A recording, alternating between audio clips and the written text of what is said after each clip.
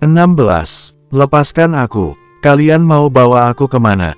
Luna terus memberontak ketika ketiga pria berbadan kekar itu telah berhasil menangkap dirinya. Diam dong, manis. Mau abang kasih kenikmatan kok malah gak mau. Ucap salah satu di antara ketiga pria itu sambil terkekeh. Mereka bertiga memandangi kemolekan tubuh Luna dan kecantikan wajah Luna dengan penuh hasrat. Siapa yang tidak terpesona dengan wanita secantik itu? Luna sangat geram sekali mendengarnya. Namun, dia tidak memiliki kekuatan untuk melawan mereka, walaupun dia terus meronta-ronta melakukan pemberontakan.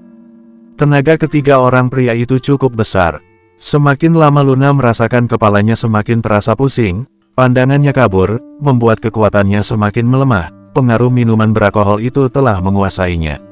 Sementara Jonathan, dia masih di dalam diamnya, dia membiarkan Luna dibawa paksa oleh ketiga pria tersebut. Bahkan mereka telah berhasil membawa Luna secara paksa untuk masuk ke dalam mobil. Untuk apa dia peduli kepada wanita itu? 5 tahun yang lalu Luna telah mencampakkannya. Wanita itu hanya menganggap dirinya sebagai seorang suami sampah. Bahkan dia tega mengingkari janjinya untuk menjadi saksi bahwa Jonathan tidak bersalah sama sekali. Seandainya dia tidak melindungi Luna waktu itu, mungkin saja dia tidak akan dipenjara, dan mungkin saja adiknya tidak akan mati dibunuh. Jonathan pun segera menjalankan mobilnya. Dia sama sekali tidak peduli dengan nasib seorang wanita yang masih berstatus istrinya itu. Namun, entah mengapa dia tiba-tiba saja berubah pikiran. Pria itu segera berbalik arah. Dia mengejar mobil sedan yang telah membawa pergi Luna secara paksa. Sit, Jonathan mengumpat kepada dirinya sendiri. BRRMMM, BRRMMM, BRRMMM. Jonathan mempercepat laju kendaraan untuk menyusul mobil yang berwarna merah itu, kemudian dia menghadang mobil tersebut. Cekait, mobil sedan berwarna merah itu pun terpaksa harus berhenti. Kedua orang pria segera turun dari mobil, dengan emosi dia menggedor-gedor kaca mobil milik Jonathan. Woi keluar lubang asterisk. Jonathan pun segera turun dari mobil dengan begitu tenang, kemudian dia menatap tajam ke arah mereka berdua yang sedang berdiri di hadapannya. Kedua orang pria segera menyerang Jonathan. Sementara seorang pria berbaju kuning sedang mencekal Luna di dalam mobil, agar Luna tidak melarikan diri. Terjadi perkelahian hebat di antara ketiganya, 1 lawan 2, bagi Jonathan sebuah hal yang sangat mudah.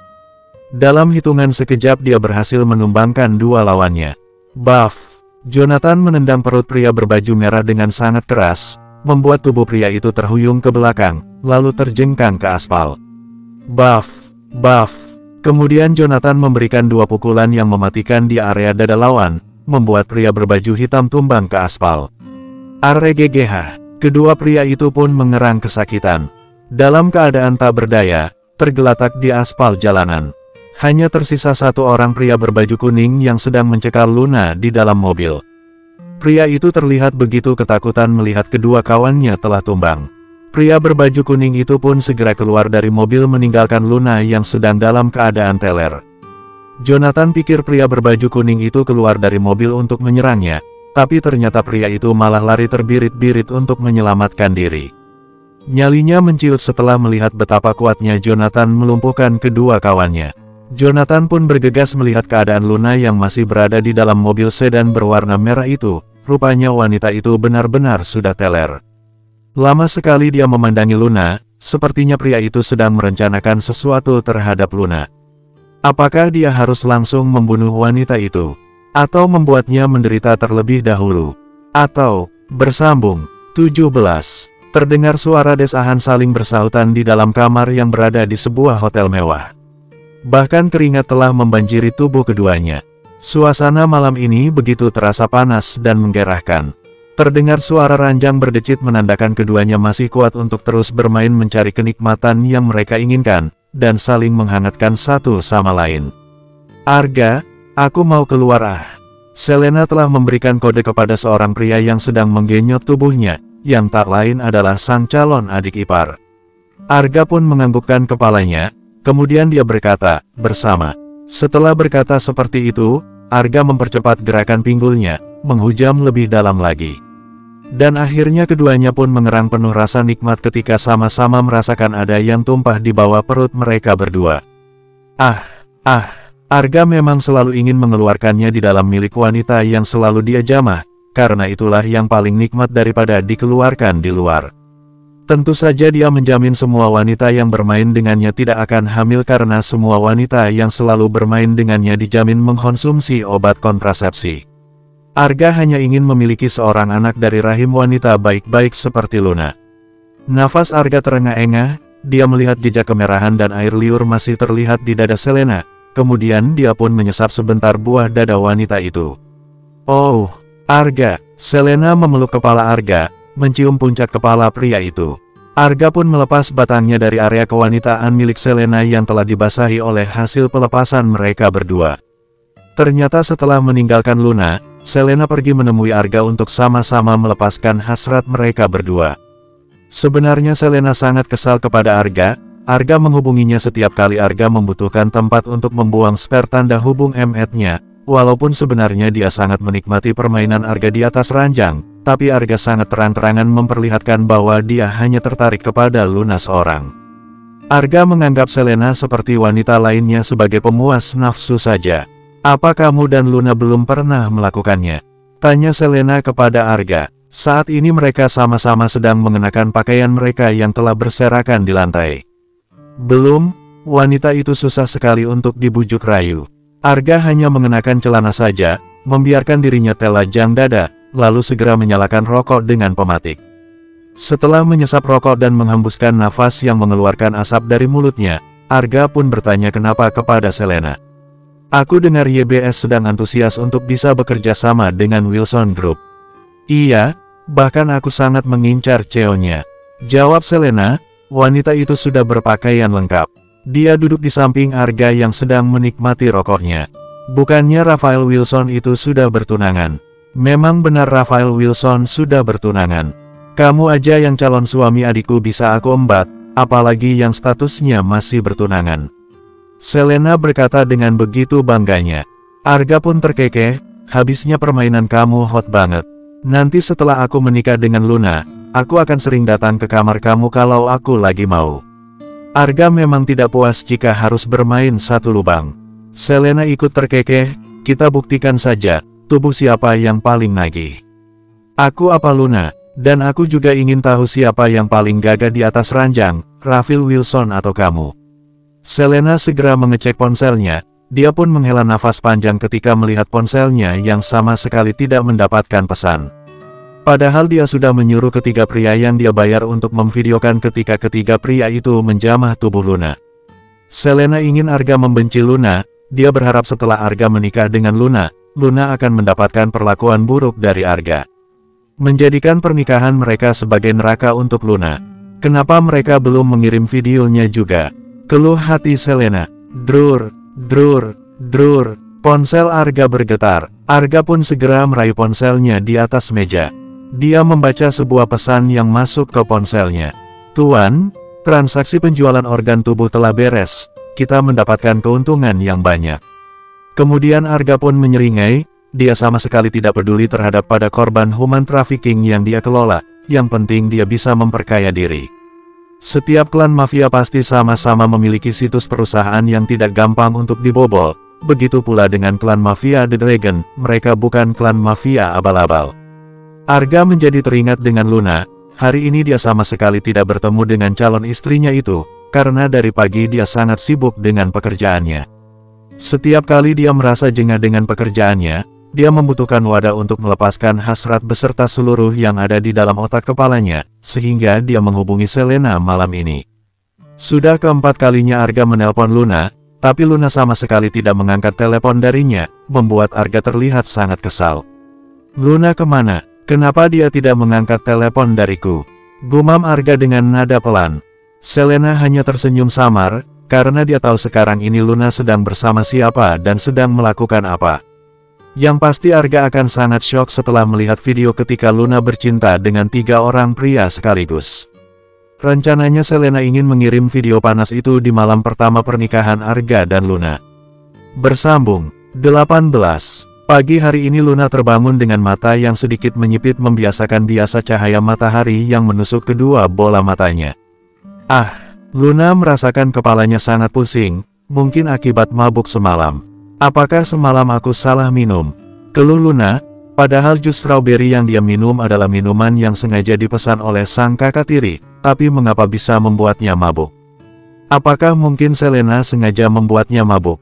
Luna pun menggelengkan kepalanya, dia menepis pikiran negatif terhadap Selena. Selama di amnesia, Selena telah menjadi seorang kakak yang baik untuk Luna dan begitu perhatian kepadanya. Tidak mungkin Selena berbuat jahat padanya. Luna terlonjak begitu menyadari bahwa dirinya sedang berada di dalam sebuah kamar yang nampak asing. Dia memperhatikan setiap sudut di kamar tersebut. Kamar siapa ini? Mengapa aku ada di sini? Luna nampak kebingungan memperhatikan seluruh isi di ruangan kamar tersebut. Luna pun membulatkan kedua bola matanya saat mengingat bahwa semalam dia telah ditangkap oleh 3 orang pria mesum yang memaksa dirinya untuk masuk ke dalam mobil. Luna segera mengecek pakaiannya, dia sangat bernafas lega. Ternyata dia masih mengenakan pakaian lengkap. Jangan sampai dia kebobolan oleh pria asing yang tidak dia kenal. Mau tidak mau dia harus menyerahkan kesuciannya untuk Arga setelah dia dan Arga menikah nanti. Seorang istri memang memiliki kewajiban untuk memberikan haknya terhadap seorang pria yang telah menjadi suaminya nanti, walaupun dia masih ragu terhadap Arga. Luna segera turun dari ranjang, dia pun bergegas keluar dari kamar tersebut. Dia nampak terperangah begitu dia menyadari bahwa dirinya kini sedang berada di sebuah mansion yang sangat megah dan mewah. Kemudian Luna berjalan dengan mengendap-endap agar tidak menimbulkan bersuara dan tidak membangunkan penghuni mansion. Luna harus melarikan diri dari sana. Mau pergi kemana kamu? Siapa yang mengizinkan kamu pergi dari sini? Luna dikejutkan dengan suara seorang pria yang telah memberikan pertanyaan itu untuknya. Dengan hati yang tak menentu, Luna segera membalikkan badannya, dia tertegun melihat seorang pria yang sedang berdiri di hadapannya. Seorang pria asing yang sangat tampan. Walaupun tampan, tapi sama sekali tidak membuat Luna tertarik, dia lebih tertarik kepada seorang pria gendut yang selalu terbayang-bayang di dalam pikirannya. Mengapa pria itu sering muncul di pikirannya? Sementara keluarganya bilang bahwa dia sama sekali tidak pernah berurusan dengan seorang pria gendut. Akan tetapi jika seandainya pria gendut itu memang memiliki hubungan yang dekat dengan Luna, mengapa selama 5 tahun ini pria gendut itu tidak pernah muncul ke dalam kehidupannya? Kamu siapa? Kenapa kamu membawa aku ke sini? Tanya Luna dengan nada gemetaran. Ternyata pria itu adalah Jonathan. Bukannya menjawab pertanyaan dari Luna, Jonathan malah berjalan mendekati Luna. Luna terkesiap, dia berjalan mundur, sangat takut Jonathan akan berbuat macam-macam kepadanya. Jangan mendekat, jangan macam-macam padaku. Aku sudah bertunangan dan tinggal menghitung hari aku akan segera menikah. Luna memamerkan cincin pertunangannya kepada Jonathan. Dia berharap Jonathan tidak akan berbuat macam-macam kepada seorang wanita yang sebentar lagi akan menjadi istri dari seorang pria bernama Arga itu. Usaha Luna gagal. Jonathan masih saja bergerak maju mendekati Luna, membuat Luna terus melangkah mundur untuk menghindari Jonathan. Luna sudah tidak bisa mundur lagi, punggungnya telah mentok di dinding. Dia sangat merasa tegang, sampai menelan saliva dengan bersusah payah ketika tubuh Jonathan sangat dekat dengannya. Jonathan telah mengunci tubuh Luna di dinding dengan kedua lengannya. Kamu siapa? Apa yang kamu mau diriku? Tanya Luna dengan nada ketakutan. Apa kamu yakin ingin mendengarkan apa yang aku inginkan darimu, Luna Sander? Jonathan bertanya balik kepada Luna. Tentu saja Jonathan ingin menciptakan sebuah penderitaan untuk Luna. Anggap saja itu adalah sebuah hukuman karena wanita itu sudah melakukan kesalahan padanya.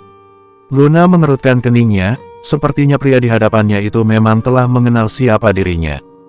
Tentu saja Jonathan pun sudah memiliki rencana untuk menghancurkan sang mertua, Arga, dan keluarga Sander lainnya yang sudah menghinanya dengan sesuka hati. Dan menuntut balas atas kematian sang adik tercinta. Bersambung 19. Pagi ini di markas The Dragon, Arga terlihat begitu gelisah dan sangat marah, karena anak buahnya yang telah dia utus mencari keberadaan Luna, mereka belum juga menemukan keberadaan Luna dari semalam. Kalian semua gak becus. Pokoknya aku gak mau tahu, kalian semua harus mencari keberadaan Luna sampai ketemu. Arga berkata dengan nada membentak kepada semua anak buahnya yang ditugaskan untuk mencari keberadaan calon istrinya itu. Semalam setelah Arga bercinta dengan Selena, dia telah mendapatkan kabar yang mengejutkan dari calon mertuanya tentang menghilangnya Luna. sampai pagi ini Luna masih belum kembali ke mansion.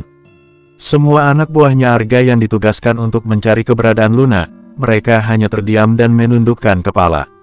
Mereka tidak mungkin melawan apalagi membantah terhadap bos besar mereka. Arga melihat Mark, kaki tangannya datang ke ruangan tersebut untuk memberikan sebuah informasi. Tuan, sebentar lagi Tuan Lord dari Kanada akan segera tiba di pelabuhan. Arga pun menganggukkan kepalanya, walaupun dia saat ini sedang dalam keadaan gundah dan gelisah, karena belum bisa mengetahui di mana keberadaan Luna. Tapi dia tetap harus berkonsentrasi dengan pekerjaannya. Asteris. Sementara itu di mansion milik Tuan Abian Sander, Tuan Abian terlihat begitu mencemaskan Luna, dari semalam Luna belum pulang ke mansion juga. Sebagai seorang ayah, dia pasti sangat mengkhawatirkan putri kandungnya itu. Bukannya semalam Luna pergi bersama kamu, Selena. Tapi mengapa kamu malah pulang sendirian? Tanya Tuan Abian kepada anak tirinya itu. Selena pura-pura memperlihatkan wajah penuh rasa kesedihan di hadapan sang ayah tiri. Maafkan aku, Pak. Semalam Luna bilang dia mau pulang duluan naik taksi. Aku pikir dia pulang ke mansion, tapi ternyata sampai kini Luna belum pulang juga. Mana HP-nya ketinggalan di mansion lagi. Tuan Abian nampak frustasi. Dia sudah mengerahkan banyak bodyguard untuk mencari keberadaan Luna, dan dibantu pula oleh anak buahnya Arga. Namun, sampai kini keberadaan Luna sama sekali belum bisa ditemukan. Selena juga sebenarnya sangat penasaran kemana perginya Luna, sementara ketiga pria yang dia suruh untuk memperkosa Luna, mereka bertiga sulit sekali untuk dihubungi. Karena seorang pria berbaju kuning yang berhasil melarikan diri dari Jonathan, dia memilih untuk melarikan diri keluar kota dengan membawa lari uang bayaran dari Selena. Selena pasti akan membawa kembali uang bayaran tersebut jika mengetahui usaha mereka telah gagal untuk melakukan ruda paksa terhadap Luna. Namun walaupun begitu, sebenarnya Selena sangat senang dengan apa yang dialami oleh Luna saat ini. Karena pada akhirnya Luna telah menghilang dengan sendirinya. Bahkan dia berharap wanita itu mati dengan cara yang sangat mengenaskan. Agar Selena selamanya menjadi CEO di YBS. Usahanya membuat Luna amnesia tidaklah sia-sia. Saat itu Selena sama sekali tidak merencanakan untuk menabrak Luna. Akal jahatnya tiba-tiba muncul dengan sendirinya ketika melihat Luna yang sedang berlari keluar dari gerbang mansion. Selena pikir Luna akan mati saat itu, sayangnya sang adik tiri hanya mengalami koma selama beberapa bulan dan amnesia sampai sekarang. Dan tentu saja saat kejadian penabrakan yang dia lakukan terhadap Luna, Selena langsung menghubungi ibunya agar menghapus semua rekaman CCTV yang terdapat di luar gerbang mansion. Aku tahu Papa lagi mengkhawatirkan Luna. Tapi Papa harus ingat dengan masa depan perusahaan kita. Ini kesempatan tidak datang dua kali loh. Kita harus bisa menarik simpati Tuan Raphael Wilson agar mau bekerja sama dengan perusahaan kita. Ucap Bu Amel kepada suaminya. Tuan Abian hanya bisa menghela nafas, baginya anak dan perusahaan sama-sama penting. Sehingga dia tidak dapat memilih di antara keduanya. Namun, apa yang diucapkan oleh Bu Amel ada benarnya, perusahaannya jangan menyia-nyiakan kesempatan ini. Dia sangat berharap Raphael Wilson mau memilih YBS untuk bekerja sama dengannya raksasa itu. Mama dan Papa tenang saja, aku akan berusaha keras untuk bisa menarik perhatian Raphael Wilson. Selena berkata dengan penuh percaya diri. Dia sangat yakin suatu saat nanti, jika dia terus berjuang, dia pasti akan bisa mendapatkan seorang pria yang sangat tampan dan penuh karisma itu. Kemudian Selena pun mengirim pesan kepada asistennya Raphael Wilson, yaitu kepada seorang pria bernama Noah. Karena untuk mendapatkan nomor ponsel Raphael Wilson bukanlah hal yang mudah. Selamat pagi, apakah ini dengan saudara Noah, asistennya Tuan Raphael? Kami dari perusahaan YBS ingin mengundang Tuan Raphael untuk makan malam bersama kami. Sebuah kehormatan yang sangat luar biasa untuk kami jika seandainya Tuan Raphael bersedia datang ke acara makan malam nanti. Mereka sama sekali tidak menyadari bahwa pria yang sekarang ini mereka agung-agungkan adalah seorang pria yang selalu mereka hina. Bahkan dulu mereka bertiga selalu merendahkan dan menginjak-injak harga diri pria itu. Dan kini menjadi terbalik, mereka yang akan memuja sang menantu yang dulu keadaannya masih buruk rupa itu. Bersambung 20. Apa kamu yakin ingin mendengarkan apa yang aku inginkan darimu, Luna Sander? Tanya Jonathan kepada seorang wanita yang masih berstatus sebagai istrinya itu. Jonathan masih mengunci tubuh Luna di dinding dengan kedua lengannya. Luna mengerutkan keningnya, sepertinya pria di hadapannya itu memang telah mengenal siapa dirinya. "Apa kamu mengenaliku?" Jonathan pun tersenyum miring, siapa yang tidak kenal dengan seorang pewaris di YBS. 5 tahun yang lalu, Tuan Stephen telah memperlihatkan hasil penyelidikan yang dilakukan oleh Matteo, sang kaki tangan ayahnya itu. Dari hasil penyelidikan itu memperlihatkan bagaimana mesranya Luna dan Arga di Amerika, padahal dulu Luna menyewa Jonathan untuk menjadi suami bayarannya untuk menghindari perjodohannya bersama Arga. Tapi nyatanya Luna malah mencampakkannya, membiarkannya divonis hukuman mati dan mengabaikan adiknya. Luna lebih memilih berbisnis di Amerika dan bersenang-senang dengan Arga. Andai saja Jonathan tahu bahwa informasi yang dia dapatkan tentang Luna pada 5 tahun yang lalu itu adalah sebuah kebohongan. Dia tidak melakukan penyelidikan ulang tentang Luna karena dia sangat mempercayai ayahnya. Tidak mungkin sang ayah tega berbohong kepadanya. Sebenarnya Tuan Stephen sudah mengetahui bahwa Luna sedang dirawat di rumah sakit karena kecelakaan. Tapi dia menyuruh Matteo untuk memanipulasi informasi tersebut dan mengedit foto Luna dan Arga yang sedang bermesraan di Amerika. Tuan Stephen melakukan itu semua karena dia sangat marah kepada keluarga Sander yang telah menghina putra kandungannya itu dan memperlakukannya seperti sampah. Dia tidak akan pernah merestui jika sampai Jonathan kembali kepada Luna. Sehingga dia menjodohkan Jonathan dengan Grace, padahal Jonathan masih belum resmi bercerai dengan Luna. "Apa yang kamu mau dariku? Kenapa kamu menculikku seperti ini?" tanya Luna dengan nada ketakutan, tangannya gemetaran ketika memandangi Jonathan. "Karena ada banyak hal yang harus kamu bayar padaku," jawab Jonathan. Dia menatap Luna dengan penuh kebencian. Luna mengerutkan keningnya, maksudnya, Luna sama sekali tidak paham dengan apa yang Jonathan maksud. Apakah Luna pernah melakukan kesalahan kepada pria di hadapannya itu? Tapi mengapa pria itu sama sekali tidak pernah sedikit pun terlintas di dalam ingatannya? Pria tersebut begitu asing untuk Luna. Jonathan pun tersenyum semrik. Dia sudah tahu bagaimana kepribadian seorang Luna. Seorang wanita arogan, angkuh, dan tidak punya hati nurani. Sangat mudah untuknya melupakan kesalahannya begitu saja. Bahkan mungkin kehadiran dirinya yang versi dulu di kehidupan Luna hanyalah sebutiran debu untuk wanita itu, yang tak akan pernah sudi untuk Luna ingat. Luna memang tidak boleh memperlihatkan kepada semua orang bahwa dia sebenarnya amnesia, karena sampai kini nama Luna masih menjabat sebagai CEO di YBS. Jangan sampai para investor tahu akan kondisi sang pewaris di YBS itu. Sehingga Selena harus menggantikan posisi Luna untuk sementara di Indonesia, dengan alasan Luna sangat sibuk dengan proyek besar di luar negeri, sehingga jarang berada di Indonesia. "Aku ingin kamu menjadi pembantuku selama 30 hari. Jonathan berkata dengan nada serius. Jonathan ingin memperlakukan hal yang sama kepada Luna ketika dia masih menjadi seorang Jonathan yang buruk rupa. Dulu dia memang telah menjadi seorang pelayan untuk Luna. Walaupun sebenarnya memang atas dasar kesepakatan bersama. Tapi tidak ada salahnya dia memperlakukan Luna seperti itu. Pembantu. Luna sangat terkejut mendengarnya. Dia yang selalu diperlakukan seperti seorang putri di mansionnya, tidak pernah menginjakkan kakinya ke dapur. Bahkan dia adalah seorang pewaris di perusahaan YBS.